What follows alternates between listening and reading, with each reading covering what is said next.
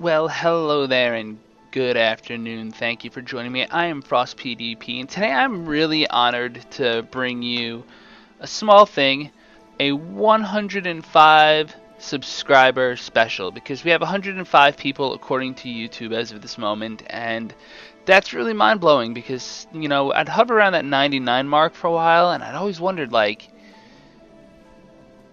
what's going on with that? It's interesting.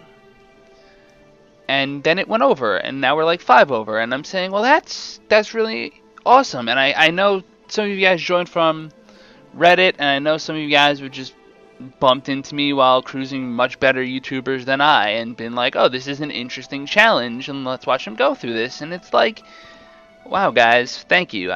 From the bottom of my heart, I do mean it. And when I really get to the bottom of my heart, if I want to share a moment with you, I guess it would be to just think about the enormity of the timelines we're talking about in Crusader Kings 2. It is currently 994. I've been playing since 769.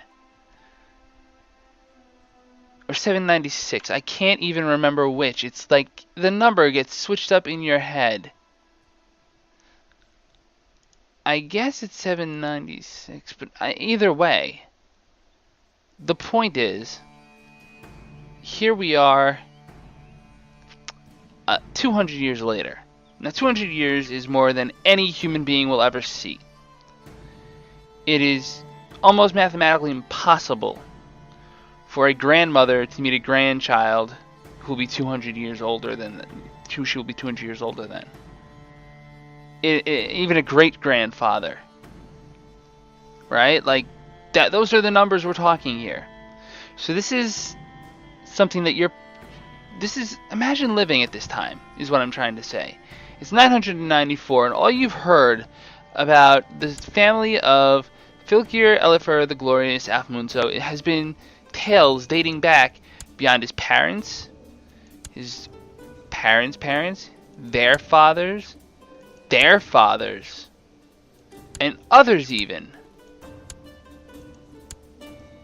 Until, finally, they fall back to Fylkir Sigdur the Ring. I mean, think about that. How many clicks of the button did I just make? 10? I'm not sure. I wasn't keeping count. My point is that it's that much of a number to look back at just how many generations have jumped in 200 to 250 years of simulated human experience. Because that's sort of what this game does, right? It simulates history. I mean, things happened in these years. Like, in our history, yes, Charlemagne became king of Franks. Caliph Harun al-Rashid rules the Arab Empire.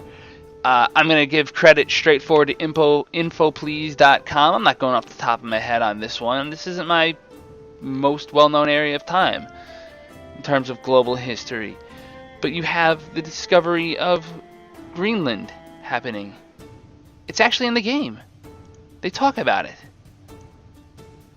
So to me, that's just fascinating to think, like, there are people who lived in these years, and may have lived to be 70, 80 years old, and saw their worlds change in a lot of ways, if nothing else, politically.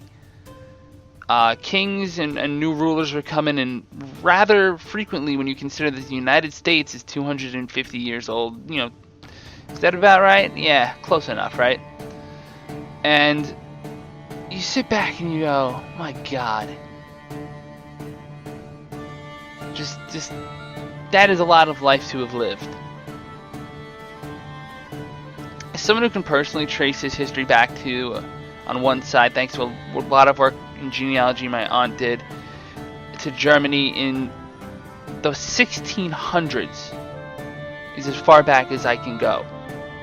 Which is a considerable amount of time. It's 800 years. It's 3 times what I've played in this game. It's about the length of Crusader Kings. And yet, these people lived their lives fully, just as we have lived ours, and just as in the back of our minds we know that our children, when we have children, will have the same kind of thought, like, wow, you know, these are people who live their lives fully. My parents lived their lives fully. Their grandparents had a life that I only know tales of. And that's just fascinating to me. That's significant. As I prepare to play, I just made almost like a complaint-y video, and then I used it to do this little thing, just because I felt like it. I was in that mood. I guess maybe I just wanted to connect. I'm astounded by the scale at which Paradox games in particular, but even strategy games like Civilization, even when I used to play it as a child, Civilization 1, you really think about history, you think about people's lives, and history doesn't end with us, right? We're continually making history, and it's difficult political times here in the U.S. I'm not gonna deny that, but somehow or another, it will be gotten through. Our children will have tales of what we did. Their grandchildren will have fables of what great-grandpa did. And that's really worth considering, because I know we're all sitting here watching a game video and we're having fun, and I'm playing a game and I'm really having fun. But we're also learning like basic strategy and logistics. And we're thinking about really dark topics at a time when things are not particularly bright.